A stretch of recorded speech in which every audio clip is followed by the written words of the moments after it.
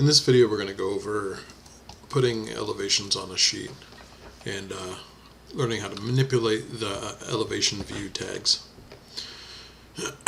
So elevations are just like any of the other views. You can create them at the top under the view tab, and then elevation. If you click on the little down arrow underneath the elevation, it gives you a standard elevation or a framing elevation. For this framing elevation you would use for structural purposes, as I show in the picture, using showing beams and columns and brace frames. For this we'll just use regular elevations, which should already be loaded into your model. Likely yours are square, that's the default Revit shape. And we went over in another video about how to change these, how to edit the type and make them to these round elevation bubbles. So on the Properties tab, under the Extents, under the Crop View, if you want to just check those boxes, and let's take a look at what that does. So here I have the crop region. It's visible and it's on, so anything outside of this crop it will cut off or not show. And then the annotation crop will cut off anything that is outside of this dashed blue line. As you may have noticed, when I turned on the annotation crop, this elevation disappeared because we have the annotation crop on. You don't need to turn that on. I'm just giving you some options of what happens if some things disappear. So anything outside of that dashed line will disappear. So if I were to drag this grip down of the annotation, then it'll show the annotations. So I could crop here where the hard line is, the continuous line, and then move my annotation crop further back to get any annotations that may be outside of this. I'm going to open up my floor plan to show you from the floor plan that you should have done kind of where these all lie, because I notice on some projects or on some people's assignments that they turned in that the elevation views were out here outside the title block. So the first thing is just to make sure all of your views are inside of your title block. So any of these views, sections, grids are inside of the title block. The next thing you'll want to do is look at the elevations. You can see it's made up of two parts. If I window over it, it's selected two different things. The main circle is what the elevation views are attached to. So each view is attached to the side, and you can see there's some blank ones here when I select it, and check boxes, so that if you were to want to add an additional view, you could check this box and it will automatically create a view. And you can look over here and it created elevation 1-B. If I were to select this arrow, I can't add any elevations because this is only specific to this view that I just created, the elevation 1-B. Similarly, this arrow is only associated to the north elevation or south elevation. And you can tell that by selecting this arrow. And on the properties palette, you can see the view name is south, which matches up with our south elevation over here, located underneath the elevation building elevation tag. So to turn this one back off, we can either delete it from over here in the project browser, or simply just click the outside arrow, or I'm sorry, click the circle, and then uncheck this box. And it'll, yep, we want to delete that. So the next thing is that these elevations work independently of each other somewhat. So if I were to select this arrow out front, you can see it highlighted this elevation view. Now I can move this independently of the view, and you see the view bubble stays in the same spot. Or if I move this view, just select the just select the circle, and not both of them, but just the circle, I can move my elevation tag. And if I select the little arrow again, the filled arrow, you can see that my line stayed in the same spot. However, if I pick both of them and I move my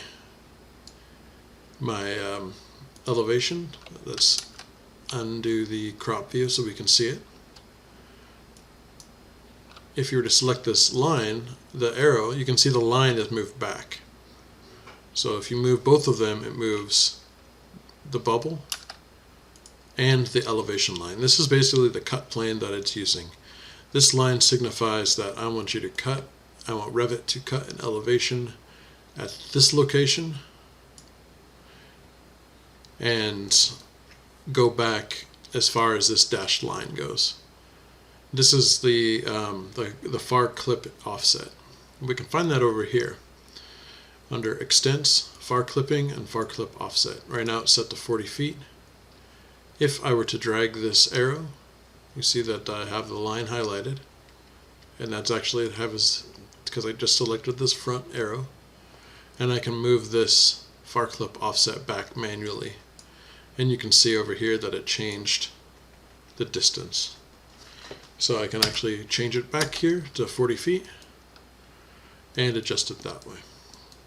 Now to get this view back on the page, I can select just the circle and move it into the title block. Now, if I turn on the crop view, this view stayed, and that's because this line is on the inside of this crop view. You see, this is our crop view boundary. This is our elevation cut. If this elevation line were behind this boundary, as you can see it disappeared, that elevation will disappear. In order to get it back, you'd want to uncheck crop view on the properties palette, uncheck crop view on properties palette, select that front arrow, and then drag the view back into the boundaries of the crop view. And that works for all of these. You can see if you select all of these where the crop view is, and that's where the boundaries of the elevation is taken. And you can grab these and actually change the location of how far these go back. Now this view, as you can see, it doesn't have that line, that dashed line that we can adjust.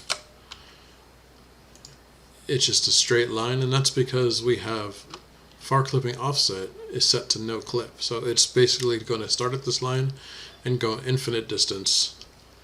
And so to make that have a set distance, we can click this far clipping offset where it says no clip, and then we want to clip without a line. And here it shows you what it'll do. So no clip just means here's the plane, and it will just go forever in that direction. Here it will clip without a line, so if it cuts off an element, it will not have a line. So if there's element, you can see they have this geometry is cut off, but there's no line signifying where the cut plane is. In clip with the line, you can see that it will add lines at the intersection of the cut plane and the entity. And so I typically do clip without a line, because sometimes this can give a false view of what you're looking at if it adds those lines.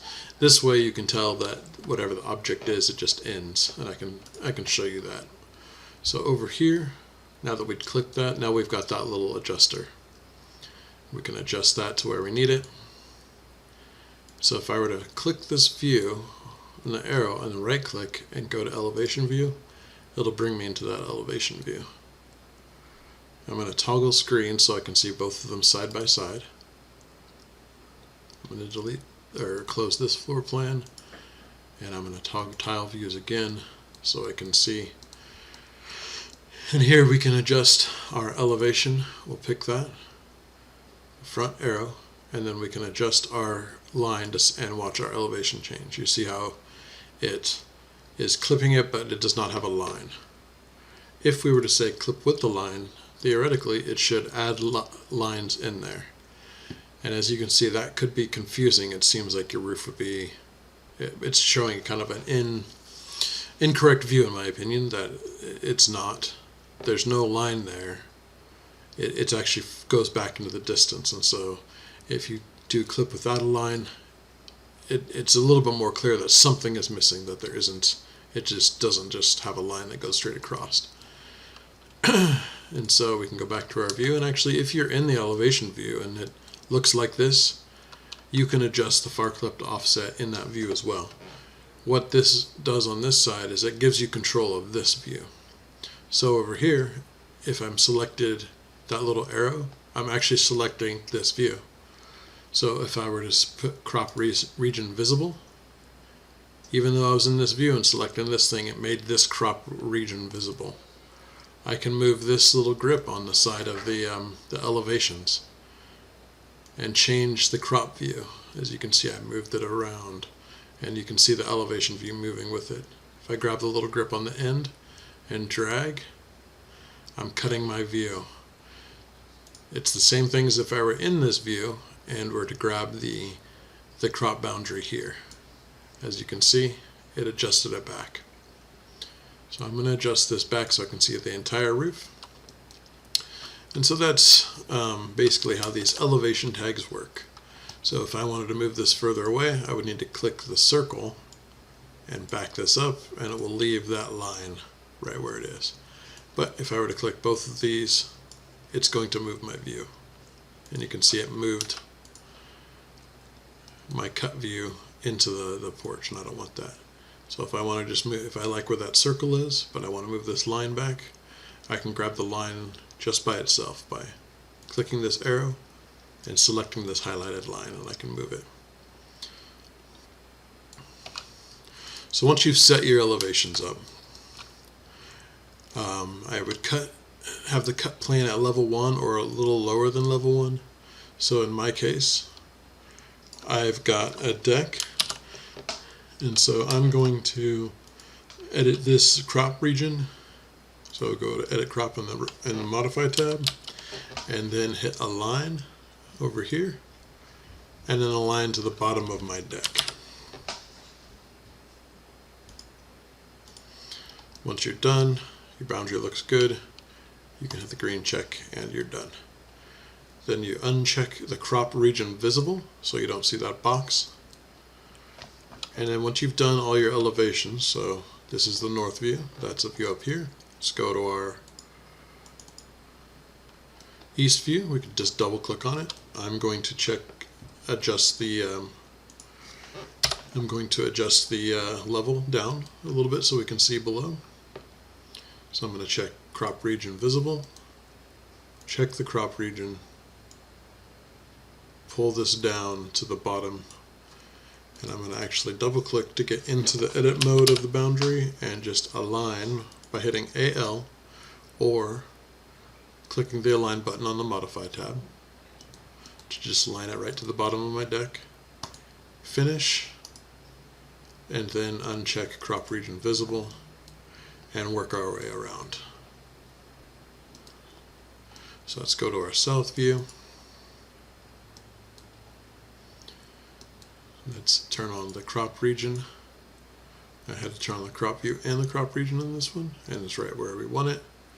Uncheck crop region visible, and let's go to our last view. And everything looks in this place. Let's lower that crop region again like we did the others.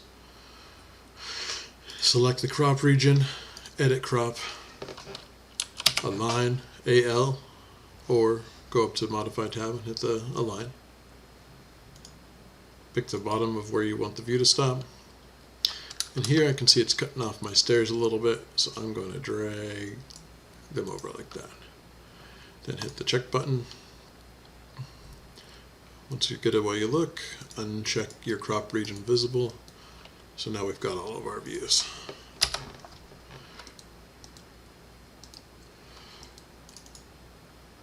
Now here, let's turn on our crop view because our grids are sticking out of the title block. I'm going to go to print, and I'm just going to do a preview. just to make sure. So yeah, it looks like our grids are sticking down below here. So we'll bring those up so that everything is within the title block.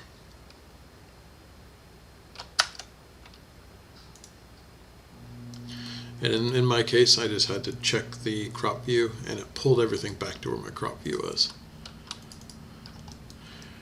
So now we can create our elevations. So we go up to View, or our elevation sheets. Sheet. Make sure the architectural D is selected. Hit OK. And now it's created our sheet, and it named it for us. So I'm going to rename this A201. I'll name it A200 actually. And I'll put exterior elevations for the name. And I'm going to create a second sheet because we should have 2 elevation views on the sheet. You may be able to fit more, but at a good scale to be able to see them, 2 elevations on the sheet is good. See, it created a 201 right after our 200.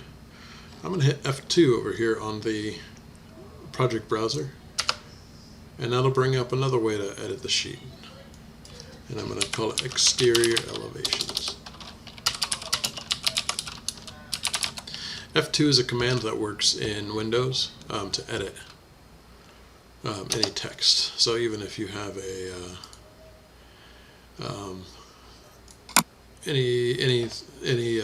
any file or folder that you want to rename, if you just hit F2, when you select it, it will enter into edit mode, so that you don't have to double click on it slowly or right click, rename. F2 is a quick way to get in there and edit it, and that works in Revit as well on these views. If you just hit F2, it'll bring up a dialog box so that you could rename your views. So the next thing we'll do is, just like when we did the floor plan, we'll grab our elevations.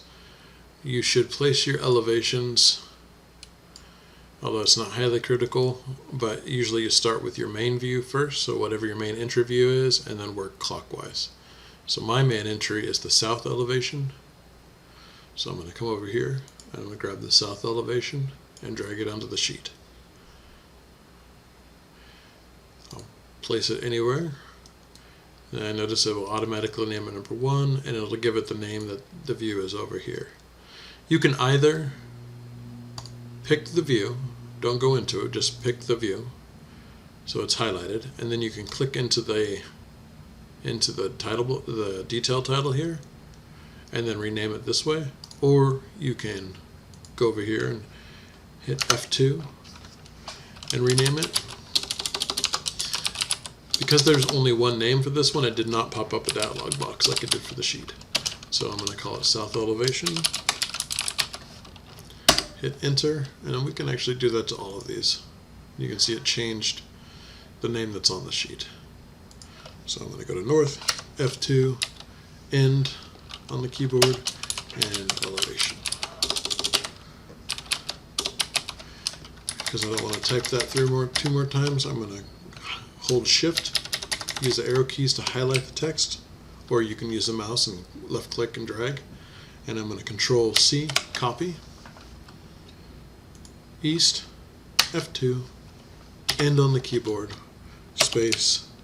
Actually, no, I copied the space, so I'm going to just hit Control V to paste the elevation, F2, and Control V to paste. Now, we got the south elevation, so the next will be our west elevation, and we can just drag it right onto the sheet. I don't like how these are overlapping, so I'm going to pick just the detail title, hover over it till I get the window, and drag this up. And then I'm going to select the view itself and drag it down so that it's not overlapping this other view.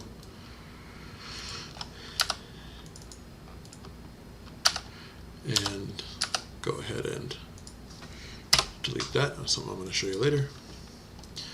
And then we got our two views. Now in the class today I showed you, I went over how to add a detail grid. So if you go to the View tab, over here there is under Sheet Composition, you can add a guide grid. And so that's over here on your Properties palette. If you have nothing selected in a sheet, you can use this down arrow next to Guide Grid and add a grid, just so that you can align your views. So if I wanted to align this view,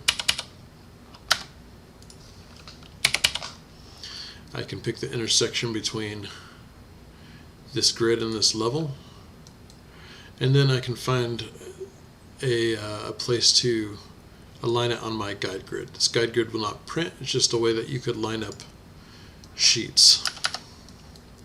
So now this guide grid, so let's select the guide grid. You can name it on the Properties palette, and you can give it a spacing. So right now I've got it a 1-inch spacing. You could have a 6-inch spacing if you wanted. Whatever spacing you want, that helps you set up your drawings so that you can line them up. And that'll help you line them up so that if you were to switch to the next sheet, this elevation, grid 1 and level 1 would be in the same location as grid 4, since the other view is going to be looking from the other direction. So this guide grid just helps you to line up your sheets so that your views are on in the similar locations. I'm going to turn this off, and I can go into more into guide grids in a separate video. So here's the elevations, looking good so far. It's a house, and we can see it on the elevations. We got nothing sticking off of the border. Let's go to File, Print. Always go to Print Setup, and actually make sure you're printing to your Bluebeam PDF or another PDF. Go to Setup. If this is set as default, you can change all the settings to be the correct paper size. Offset from corner. Zoom 100%. I'm also going to I want to check hide reference and work planes, hide unreferenced view tags, hide scope boxes, and hide crop boundaries, raster quality high in color, and remove lines using vector processing. And make sure it's set to portrait. And then you would want to hit either Save As or Save to make sure that you've added this view, so you don't have to check this every time. It should just be automatically set to this 24 by 36 color when you come in here. So hit OK. You can only do a preview when there's a current window selected. So we'll hit Preview, and look at there, we have some elevations. Always check to make sure that in your preview that it's actually set up correct and there's nothing sticking off the page, and make sure everything looks good. Then you want to hit Print again, because if you hit Close, it'll close out of your print dialog box, but you want to hit Print. It'll take you back to here. Then you can hit OK. It'll bring up the Bluebeam dialog box, off screen of course, and then you can save it here. I'm just going to hit Cancel. And so you want to do the same thing with the next sheet. And actually I put the details on the wrong sheet, so instead of moving them back, I'm just going to rename this sheet. So since I wanted this one to be on 200, so I'm just going to rename this sheet. To rename a sheet in Revit, I can't name this A200, or it'll say that there's already a sheet name like that. So I'm just going to rename this 200. I'm just going to call it 200A for now, which will allow me to rename this sheet. Hit F2 to 200. And we'll rename this 200A to 201. Now we can open this view and continue dragging our views. The next view would be the north elevation. Another thing, Revit will not allow you to place a view on a sheet that was already on another sheet. So if I were to try to drag the south elevation, it's going to give me an elevation or pop-up that's saying that this view is already placed on sheet 200. So you hit close and grab the right view. Now we'll drag the east elevation on here and plop it on a sheet. And that is pretty much it for doing these elevations. So you just want to print those out and turn them in by the end of the week. Let me know if you have any questions or comments or need any help with any of this.